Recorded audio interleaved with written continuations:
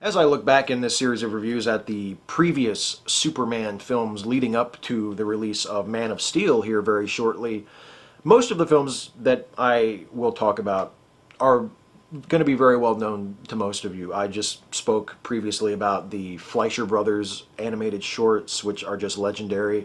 And then from here, I'll be talking, of course, about the Richard Donner film and the films that followed in that series, and Superman Returns, which was a sort of a quasi sequel to those Richard Donner born films.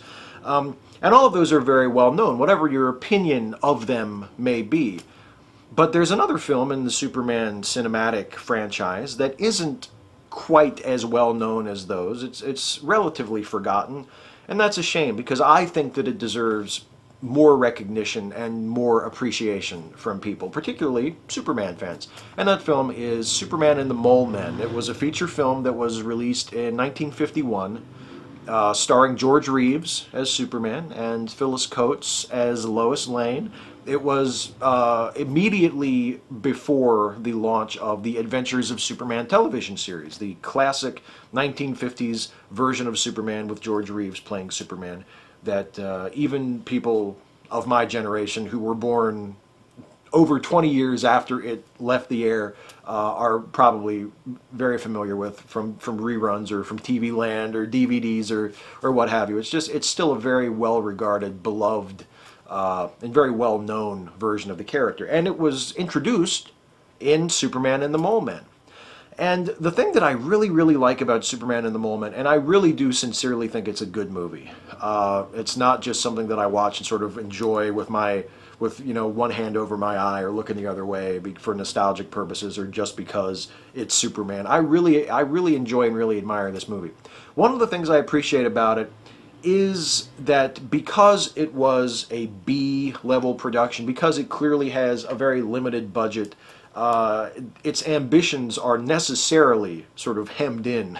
But because of that, it has a wonderful quality about it, because it's not like the modern superhero movies where everything has to be huge, where nowadays superhero movies, Superman, Batman, etc., they all have to be big events.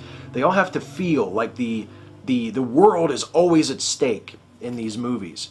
And in a way, that's a good thing, because it speaks to the level that the superhero genre has attained. It occupies a very high spot in Hollywood because superhero films are seen as tentpole productions. They're marketed as big deals, as events, as these huge mainstream movies.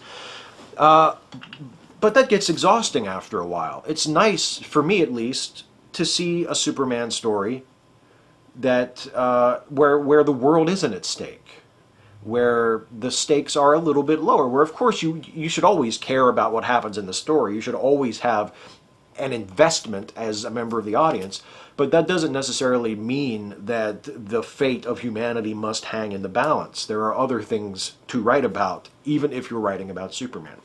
And Superman and the Mole Men does a really good job of exemplifying this. It takes Superman and Lois Lane and sort of uproots them and drops them in a completely unfamiliar setting to Superman fans. In that way, it's even more what I was talking about when I reviewed the Fleischer Brothers shorts, of just giving us the bare bones, basic Superman story. Superman is not in Metropolis. Clark Kent is not seen at the Daily Planet. He and Lois have been sent on assignment from Metropolis out to this oil field in the middle of nowhere to write a story about this place. And while there, they discover all of these incredible events taking place. But it's really, it doesn't have any of the things that today we would absolutely insist on having in a Superman movie. There's no Daily Planet, there's no Metropolis, there's no Perry White, there's no Jimmy Olsen, there's just Clark and Lois all by themselves in this small town having this story take place around them.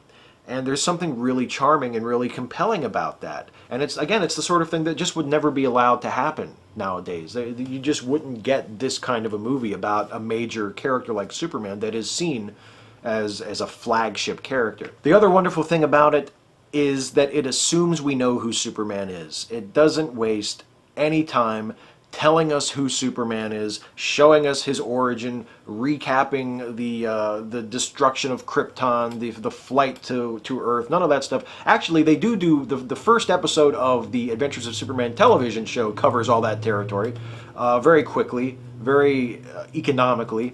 But in this movie, which came first and was released in theaters first, they don't bother with any of that. They assume we know who Superman is. They assume we know what the deal is. When Clark Kent runs into the alley and pulls open his shirt, and there's the Superman costume, they figure we'll get it. We'll understand what's going on. And that's another thing that I just think is wonderful about this movie. It dives right in. It doesn't waste any time with setup, with exposition, with explaining the concept. It just starts with, here's Clark Kent, here's Lois Lane, here's what they're doing in this place, and boom, we're off and running.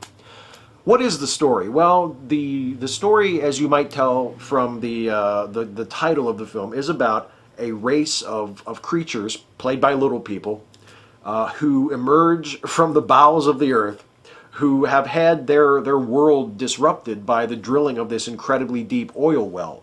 The reason that Clark and Lois have come to this place to write a story about these people is that they have sunk the deepest oil well that has ever been sunk, and accidentally they have broken through to this unknown world, this underground subterranean place where, of course it would be subterranean if it was underground, wouldn't it? Where these people, these little people, the mole people, I guess you would call them, are living, have lived for whoever knows how long. And so they come up out of the ground, and they feel like their way of life is being threatened. They feel like they've been invaded, and so they react and they attack the humans that have invaded their world. And this sort of miniature war kind of breaks out between the mole men and the humans. And luckily Superman is there to sort of keep things together. And the movie makes a very sophisticated decision with the mole people and with the human characters that are threatening the mole people. It tries its best to not treat either side as villains.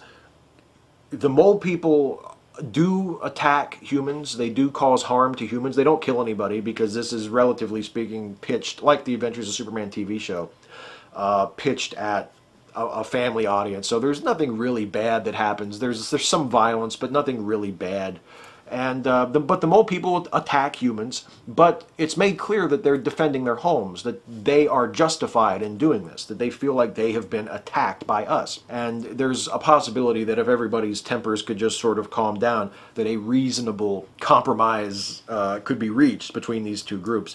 And that's where Superman comes in, because George Reeves' Superman is nothing if not level-headed. And he has some really nice moments in this movie. You don't usually associate Superman with social or political commentary, but there is definitely some of that here in this movie, and I think it's very admirable, considering that the movie was released in the 50s during the Cold War, when there was a heightened level of paranoia about people who were different. The civil rights movement was just starting to work up into a full swing, and there was just a lot of thinking in the culture at the time about the other, about outgroups, about people of different races, or people of different political philosophies, or people from different countries. And Superman and the Mole Men takes a position on that, and has Superman literally standing in front of a lynch mob who have come to attack one of the mole people who has been injured and is being treated at a hospital in this town. These people from the local town who feel threatened by the mole people show up at this hospital as a lynch mob, and Superman walks out onto the porch and strikes his signature pose, arms akimbo, and basically tells them to fuck off. It tells them that they're not going to hurt this mole person. They're not going to harm these creatures. They don't mean us any harm. They're not trying to hurt us. They're defending their homes. And if anybody has a problem with it, they're going to have to go through Superman. And it's a really kind of a thrilling moment to see him standing up for the other, for the out group, for the immigrants, for the aliens. and standing between them and the humans, the Americans, whose paranoia and fear is causing them to threaten these aliens. It's a really, really wonderful moment. I love George Reeves' Superman. I've loved his Superman since I was a little kid. In my Fleischer Brothers Superman review video, I mentioned how my grandmother gave me videotapes that she got for me of the Superman that she remembered when she was young. And among those were, of course, the Fleischer Brothers Superman. And also there was a videotape she got me of an episode of The Adventures of Superman starring George Reeves. And I just have always loved George Reeves' take on the character. He's very upright and very authoritative, and he seems like your dad or like your grandfather, like someone who is definitely in charge and has an air of authority about him. But there's also a wonderful charm to him, a wonderful twinkle in his eye when he plays Superman and when he plays Clark. George Reeves' Clark Kent, if I can separate Clark from Superman, George Reeves' Clark is maybe my favorite version of Clark Kent. His Clark is very smart and very take charge and very, very competent. And when he does have to do the sort of mild-mannered reporter stuff, it feels almost out of character. Like when Clark has to say or do something cowardly in order to get away so he can turn into Superman, or in order to explain where he was when Superman was around doing stuff. And the other familiar face to fans of Superman in Superman in the Moment is Phyllis Coates as Lois Lane, and she is just outstanding. Phyllis Coates as Lois Lane is just wonderful, just incredible. Noelle Neal is more well known as playing Lois in the Adventures of Superman show because she played Lois for everything but the first season. Phyllis Coates played Lois in this movie and in the first year of the show and then left. And then Noelle Neal took over and just became much more associated with the role because she played it a lot more. But Phyllis Coates as Lois is just amazing. Just so good. She has a wonderful comic timing. She has a really great tight clipped delivery. And it has a real sort of hard, tenacious side to her. And yet you can also see that she sort of has some feelings for Superman. But they don't overplay that. The romance between Superman and Lois in this movie is pretty much non-existent. And in the Adventures of Superman series, period, it's always sort of kept on the down low. I mean, it's referenced here and there in the Phyllis Coates first season and in the Noelle Neal seasons that follow. It's brought up here and there. Occasionally they'll do an episode where it's really sort of brought to the forefront and they'll actually directly address Lois's feelings for Superman and vice versa. But for the most part, it's not really that important to the show. It's very much on like in the background. But Phyllis Coates, when that sort of thing does come up, she does it without turning into like a moon-eyed Superman fangirl, you know. She has a really wonderful sophistication and intelligence about her version of Lois that I really, really like, and I really wish that she could have played Lois more often. I wish that she had stayed with the Adventures of Superman TV show for longer than the first year, because as much as Noelle Neal is beloved, and as much as I like Noelle Neal's version of Lois, I do prefer Phyllis Coates, and I do wish that she had played the character more. Because she's just so damn good. She's such a great Lois. This in general is just a good movie, a good Superman movie. If you're a Superman fan and you've never seen it, you should check it out. It's not as well received. It's not as well regarded. It's certainly not as frequently discussed as the other Superman feature films or the Fleischer Brothers shorts. But it deserves to be spoken of more often. It's not up to the level of, I mean, it's not like an indisposable masterpiece like the Fleischer Brothers stuff. It's not as important to the evolution of the character or the gaining of the character's prominence in American culture like the Christopher Reeve, Richard Donner Superman films. It's not at those levels.